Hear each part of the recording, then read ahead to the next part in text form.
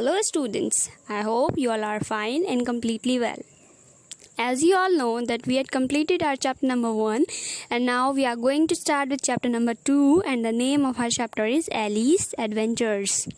ठीक है, एलिस एक फिक्शनल कैरेक्टर है, ये रियल कैरेक्टर नहीं है, ये फिक्शनल कैरेक्टर है और उसके बारे में हम आज इस चैप्टर में पढ़ेंगे, उसके एडवेंचर्स के बारे में पढ़ेंगे. ठीक है, तो चैप्टर शुरू करने से पहले जैसे कि आपको पता ही है वार्म अप एक्सरसाइज करते हैं हम लोग. तो इस बार आपकी वार्म अप एक्सरसाइज क्या है? Look at these pictures of imaginary creatures, right their names. In imaginary creatures की पिक्चर को देखिए और इनके नेम्स लिखिए.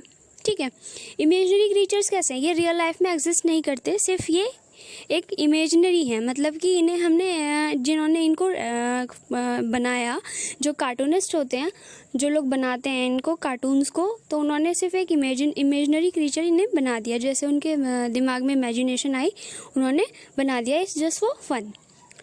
ये कोई असली में नहीं होते हैं. ठीक है, सिर्फ मूवीज़ में होते हैं.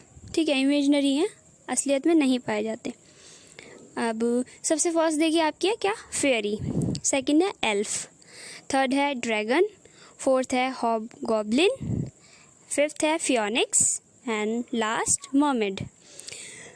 इनको अपनी आपको बुक में करना है, जिन बच्चों के पास बुक्स हैं, और जिन बच्चों के पास बुक्स नहीं हैं वो इन नेम्स को नोट डाउन कर लेंगे ताकि जब वो बुक्स खरीद लें, जब उनके पास बुक्स आ जाएंगी तो वो उन बुक्स में इस वर्क को कर लेंगे. ठीक है, अब चलिए रीडिंग करते हैं. One day, Alice was lying under a tree on the river bank listening to her sister reading a story. एक दिन एलिस एक पेड़ के नीचे लेटी हुई थी. लाइंग का मतलब होता है पड़ा हुआ, लेकिन यहाँ पर वो लेटी हुई थी. ठीक है, ऑन द रिवर बैंक, नदी के किनारे. यहाँ पर बैंक, रिवर बैंक, नदी के किनारे को बोलते हैं रिवर बैंक. ठीक है, जो बैंक हमारे यहाँ होता है जहाँ से हम मनी ट्रांजैक्शन करते हैं वो वाला बैंक नहीं है ये रिवर बैंक है, मतलब कि नदी का किनारा. और क्या कर रही थी वो? नदी के किनारे एक पेड़ के नीचे लेटी हुई. एक दिन वो क्या कर रही थी? अपनी सिस्टर को सुन रही थी, जो कि स्टोरी पढ़ रही थी. उसकी सिस्टर स्टोरी पढ़ रही थी और एलिस उसे सुन रही थी, अपनी सिस्टर को, एक पेड़ के नीचे नदी के किनारे पर लेटी हुई. ठीक है. Suddenly a white rabbit with pink eyes wearing a red coat ran close by her. तभी अचानक से क्या होता है? एक वाइट रैबिट जिसकी आंखें गुलाबी होती हैं, ठीक है, और वो एक रेड कलर का कोट पहना होता है, उसके करीब से भागता हुआ गुजरता है वहाँ से. ठीक है, कौन? Rabbit. He took out a big watch. उसने, रैबिट ने क्या किया? एक बड़ी सी वॉच निकाली. फ्रॉम हिज वेस्ट कोट, अपनी कोट में से, अपने वेस्ट कोट से एक बड़ी सी वॉच निकाली. वेस्ट कोट का जो पॉकेट था वहाँ से एक बड़ी सी वॉच निकाली. And as he hurried away, और वो बहुत जल्दी में था. He said, oh dear, I will be to late. O dear, मैं बहुत ज़्यादा लेट हो जाऊँगा. She had never before seen a rabbit with either a waistcoat pocket or a watch to take out of it. इससे पहले Alice ने कभी नहीं देखा था ऐसा रैबिट जिसके पास की एक वेस्ट कोट हो और उसके पॉकेट वाला वेस्ट कोट हो और उसमें से उसने वॉच निकाली. पहले, इससे पहले एलिस ने कभी ये नहीं देखा था. ठीक है, क्या होता है? एक दिन एलिस पेड़ के नीचे लेटी हुई अपनी सिस्टर से स्टोरी सुन रही होती है. वो पेड़ कहाँ होता है?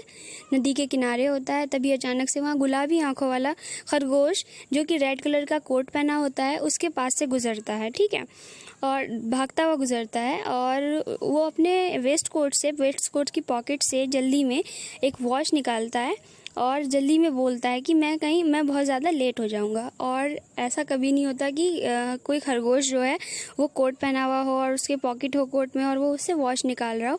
ऐसा उसने कभी देखा नहीं था. किसने? एलिस ने. ठीक है. She thought there was something very different about this rabbit. उसने सोचा कि इस रैबिट में ज़रूर कुछ ना कुछ अलग है. There was something very different about this rabbit. इस रैबिट में कुछ ना कुछ अलग है. It could talk. ये बोल सकता है. It wore a red waistcoat and it carried a watch. इसने रेड वेस्ट कोट पहना हुआ है और इसके पास वॉच भी है, अपने पास वॉच भी रखता है. Alice wondered. Alice चौंक जाती है. और टॉकिंग रैबिट, एक बात करने वाला खरगोश. A rabbit who wears a waistcoat, एक रैबिट जो कि वेस्ट कोट पहनता है. Alice followed the white rabbit, Alice white rabbit का पीछा करती है, फॉलो करती है उसे. The rabbit started running and Alice follow the rabbit. Rabbit ने भागना शुरू कर दिया था और एलिस उसे फॉलो कर रही थी। ठीक है। The rabbit suddenly popped down a large rabbit hole.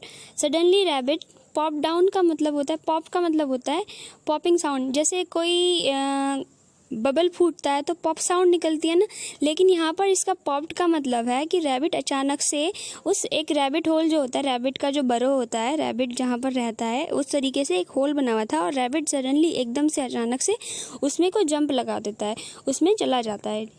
ठीक है। Alice jumped into the rabbit hole. Alice भी रैबिट होल में जंप लगा देती है। The rabbit hole went straight on like a tunnel for some वे।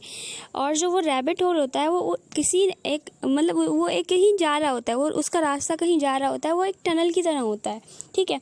वो सीधा एक जो रैबिट होल होता है वो एक सीधा सा टनल होती है। ठीक है। टनल की शेप में होती है और कहीं का वो रास्ता होता है। ठीक है। And then dip suddenly down. और एकदम से एक टनल जा रही है, फिर एकदम से वो होल की तरह नीचे को जा रहा था।